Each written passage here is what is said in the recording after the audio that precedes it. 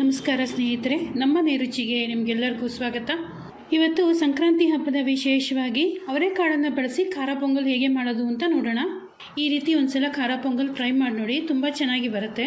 ಪ್ಲೇನಾಗಿ ಖಾರ ಪೊಂಗಲ್ ತಯಾರಿಸೋದಕ್ಕೂ ಅವರೆಕಾಳು ಜೊತೆ ಖಾರ ಪೊಂಗಲ್ ತಯಾರಿಸೋದಕ್ಕೂ ಟೇಸ್ಟಲ್ಲಿ ಸ್ವಲ್ಪ ವ್ಯತ್ಯಾಸ ಇರುತ್ತೆ.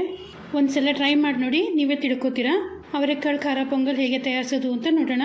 ಮೊದಲು ಒಂದು ಕುಕ್ಕರ್ಗೆ 2 ಚಿಕ್ಕ ಚಮಚ ತುಪ್ಪ ಹಾಕ್ಕೊಳ್ಳೋಣ. ತುಪ್ಪ ಒಂಚೂರು ಬಿಸಿ ಆಗ್ತಾ ಇದ್ದಂಗೆ ಇದಕ್ಕೆ 3/4 ಕಪ್ಪು ಹೆಸರುಬೇಳೆ ಹಾಕ್ಕೊಳ್ಳೋಣ.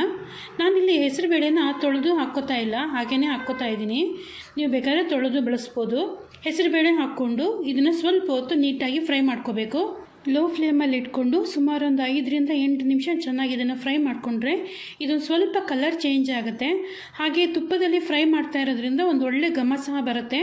ಆ ರೀತಿ ಆಗೋವರೆಗೂ ನೀಟಾಗಿ ಇದನ್ನು ಫ್ರೈ ಮಾಡ್ಕೊಳ್ಳೋಣ. ನೋಡಿ, ಕೈ ಬಿಡ್ದೇನೆ ಒಂದು 5 ನಿಮಿಷ ಚೆನ್ನಾಗಿ ಫ್ರೈ ಮಾಡ್ಕೊಂಡಿದ್ದೀನಿ. ಹೆಸರುಬೇಳೆ ಎಲ್ಲವೂ ಕಲರ್ ಚೇಂಜ್ ಆಗಿದೆ. ಈ ರೀತಿ ಸ್ವಲ್ಪ ಕೆಂಪಾಗುತ್ತೆ. ಈ ಹದ ಆಗೋವರೆಗೂ ಚೆನ್ನಾಗಿ ಫ್ರೈ ಮಾಡಿಕೊಂಡು ಇದಕ್ಕೆ ತೊಳೆದಿಟ್ಕೊಂಡ್ರು ಅಂತ ಅಕ್ಕಿ ಹಾಕ್ಕೊಳ್ಳೋಣ. ನಾನಿಲ್ಲಿ ಅದೇ ಕಪ್ ಅಳತೆನಲ್ಲಿ 1 ಕಪ್ಪು ಅಕ್ಕಿನ ಚೆನ್ನಾಗಿ ತೊಳೆದು ಹಾಕ್ಕೋತಾ ಇದ್ದೀನಿ. ಅಕ್ಕಿನ ನೆನೆಸಿಲ್ಲ ನಾನು, 1-2 ಸಲ ಚೆನ್ನಾಗಿ ತೊಳೆದು ನೀರನ್ನು ಪೂರ್ತಿಯಾಗಿ ಬಗ್ಸಿ ಹಾಕ್ಕೊಂಡಿದ್ದೀನಿ ಅಷ್ಟೇ. ಅಕ್ಕಿ ಹಾಕ್ಕೊಂಡ್ಮೇಲೆ ಮತ್ತೆ ಒಂದು 2 ನಿಮಿಷ ಚೆನ್ನಾಗಿ ಫ್ರೈ ಮಾಡ್ಕೊಳ್ಳೋಣ. ಈಗ ಏನು ಜಾಸ್ತಿ ಹೊತ್ತು ಫ್ರೈ ಮಾಡೋ ಅಗತ್ಯ ಇಲ್ಲ. ಒಂದು 2-3 ನಿಮಿಷ ಲೋ ಫ್ಲೇಮಲ್ಲಿ ಚೆನ್ನಾಗಿ ಫ್ರೈ ಮಾಡಿದ್ರೆ ಸಾಕಾಗುತ್ತೆ. ಅಕ್ಕಿ ಏನು ಕಲರ್ ಚೇಂಜ್ ಆಗೋದು ಎಲ್ಲ ಏನು ಅಗತ್ಯ ಇಲ್ಲ. ಸ್ವಲ್ಪ ಹೊತ್ತು ಚೆನ್ನಾಗಿ ಫ್ರೈ ಆಗಬೇಕು ಅಷ್ಟೇ. ನೋಡಿ, ಅಕ್ಕಿ ಹಾಕಿದ್ಮೇಲೆ ಮತ್ತೆ ಒಂದು 2-3 ನಿಮಿಷ ಚೆನ್ನಾಗಿ ಫ್ರೈ ಮಾಡ್ಕೊಂಡಿದ್ದೀನಿ. ಈಗ ಇದಕ್ಕೆ ಅಳತೆ ಮಾಡಿ ನೀರು ಹಾಕ್ಕೋಬೇಕು. ಯಾವ ಕಪ್ಪಲ್ಲಿ ನಾನು ಅಕ್ಕಿ ಮತ್ತು ಹೆಸರುಬೇಳೆ ಹಾಕ್ಕೊಂಡಿದ್ನೋ ಅದೇ ಕಪ್ಪಲ್ಲಿ ಅಳತೆ ಮಾಡಿ 4 ಕಪ್ ನೀರು ಹಾಕ್ಕೋತೀನಿ. ಇದೇನು ಬಿಸಿನೀರಲ್ಲ, ರೂಮ್ ಟೆಂಪ್ರೇಚರಲ್ಲಿರೋ ನೀರನ್ನು ಹಾಕ್ಕೊಂಡ್ರೂ ನಡೆಯುತ್ತೆ. ನೀರು ಹಾಕ್ಕೊಂಡ್ಮೇಲೆ ಸ್ವಲ್ಪ ಹೊತ್ತು ಚೆನ್ನಾಗಿ ಇದನ್ನು ಮಿಕ್ಸ್ ಮಾಡಿಕೊಂಡು ಮುಚ್ಚಿಟ್ಬಿಟ್ಟು 1-2 ವಿಜಿಲ್ ಕೂಗಿಸ್ಕೊಳ್ಳೋಣ. ನಾ ಇಲ್ಲಿ ಅಕ್ಕಿ ಮತ್ತು ಬೇಳೆ ಬೇಯಿಸುವಾಗ ಅರಿಶಿನ ಆಗಲಿ ಉಪ್ಪಾಗಲಿ ಏನು ಹಾಕ್ಕೊಳಕ್ಕೆ ಹೋಗಿಲ್ಲ. ನೀವು ಬೇಕಾದ್ರೆ ಸ್ವಲ್ಪ ಅರಿಶಿನ ಸಹ ಹಾಕ್ಕೋಬೋದು. ಕುಕ್ಕರ್ ಕೂಗಿ ತಣ್ಣಕ್ಕಾಗೋದ್ರೊಳಗಡೆ ನಾವು ಅವರೆಕಾಳನ್ನು ಸಹ ಬೇಯಿಸ್ಕೊಳ್ಳೋಣ. ಒಂದು ಬೇರೆ ಬಾಣಲೆಗೆ 2 ಚಮಚ ತುಪ್ಪ ಹಾಕ್ಕೊಂಡು ತುಪ್ಪ ಒಂದು ಸ್ವಲ್ಪ ಬಿಸಿ ಆಗ್ತಾ ಇದ್ದಂಗೆ ಇದಕ್ಕೆ 15 to 20 ಗೋಡಂಬಿ ಹಾಕ್ಕೊಳ್ಳೋಣ. ಗೋಡಂಬಿನ ಹಾಕ್ಕೊಂಡು ಲೋ ಫ್ಲೇಮಲ್ಲಿ ಇದು ಸ್ವಲ್ಪ ಹೊತ್ತು ಚೆನ್ನಾಗಿ ಫ್ರೈ ಮಾಡಿ ತೆಗೆದಿಟ್ಕೊಂಡ್ಬಿಡೋಣ. ಗೋಡಂಬಿನ ಮೊದಲೇ ಸ್ವಲ್ಪ ಹೊತ್ತು ಚೆನ್ನಾಗಿ ಫ್ರೈ ಮಾಡಿ ತೆಗೆದಿಟ್ಕೊಂಡು ಕೊನೆಯಲ್ಲಿ ಹಾಕ್ಕೊಂಡ್ರೆ ಗೋಡಂಬಿದು ಕಂಚಿನೆಸ್ಸು ಹಾಗೆ ಇರುತ್ತೆ. ಇಲ್ಲಾಂದರೆ ಅದ್ರ ಜೊತೆ ಬೇಯಿಸ್ಕೊಂಡ್ಬಿಟ್ರೆ ತುಂಬ ಮೆತ್ತಗಾಗೋಗುತ್ತೆ. ನೋಡಿ, ಗೋಡಂಬಿ ಎಲ್ಲವನ್ನೂ ಒಂದ್ಸಲ ಕೆಂಪು ಆದಮೇಲೆ ಇದನ್ನು ತೆಗೆದು ಪಕ್ಕಕ್ಕೆ ಇಟ್ಕೊಳ್ಳೋಣ. ಈಗ ಇದೇ ಉಳಿದಿರೋ ತುಪ್ಪಕ್ಕೆ 1 ದೊಡ್ಡ ಚಮಚ ಸಾಸಿವೆ ಹಾಕ್ಕೊಳ್ಳೋಣ. ಸಾಸಿವೆ ಸ್ವಲ್ಪ ಚಟಪಟ ಅಂತ ಇದ್ದಂಗೆ ಇದಕ್ಕೆ 1 ಚಮಚ ಜೀರಿಗೆ, ಸ್ವಲ್ಪ ಕರಿಬೇವು, 6 to 8 ಹಸಿರು ಮೆಣಸಿನ್ಕಾಯಿನ ಉದ್ದುದ್ದಕ್ಕೆ ಕಟ್ ಮಾಡಿ ಹಾಕ್ಕೊಳ್ಳೋಣ. ಹಾಗೆಯೇ ಇದಕ್ಕೆ 1 ಕಪ್ಪು ಇದಕ್ಕೆ ಬೇಳೆ ಹಾಕ್ಕೊಳ್ಳೋಣ. ಇದಕ್ಕೆ ಬೇಳೆ ಹಾಕ್ಕೊಂಡ್ಮೇಲೆ ಇದ್ರ ಜೊತೆಗೆ ಸ್ವಲ್ಪ ಅರಿಶಿನ ಸಹ ಹಾಕ್ಕೊಂಡು ಚೆನ್ನಾಗಿ ಇದನ್ನು ಫ್ರೈ ಮಾಡ್ಕೊಳ್ಳೋಣ. ಇದಕ್ಕೆ ಬೇಳೆನ ಲೋ ಮೀಡಿಯಂ ಫ್ಲೇಮಲ್ಲಿ ಇಟ್ಕೊಂಡು ಸ್ವಲ್ಪ ಹೊತ್ತು ನೀಟಾಗಿ ಫ್ರೈ ಮಾಡ್ಕೋಬೇಕು.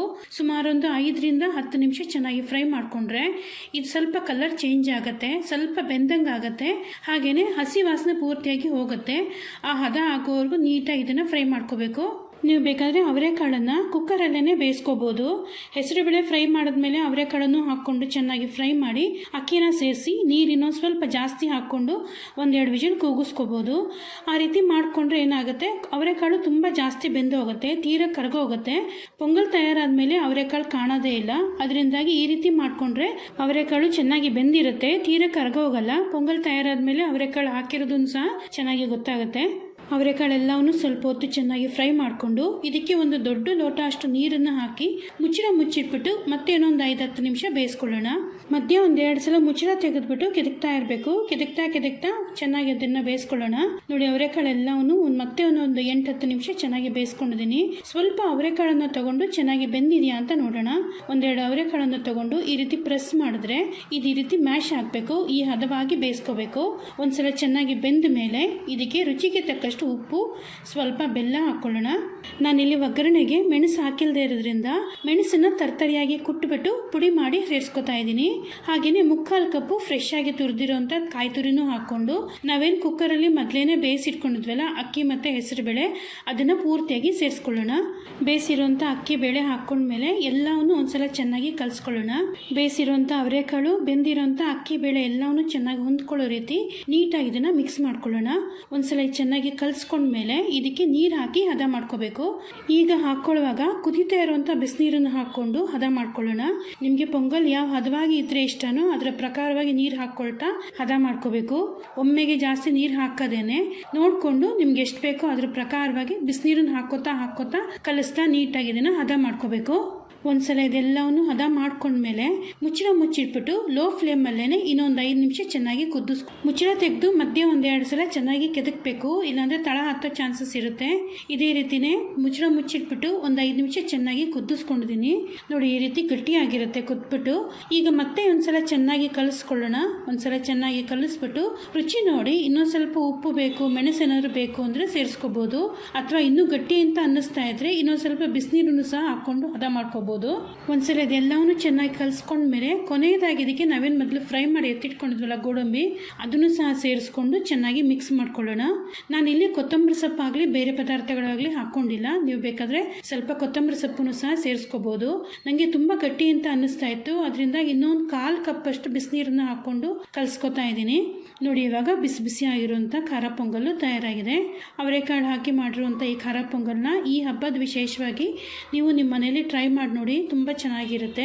ಮಾಮೂಲಿ ಪೊಂಗಲ್ ತಿನ್ನೋದಕ್ಕೂ ಈ ರೀತಿ ಪೊಂಗಲ್ ಮಾಡ್ಕೊಂಡು ತಿನ್ನೋದಕ್ಕೂ ವ್ಯತ್ಯಾಸ ಇರುತ್ತೆ.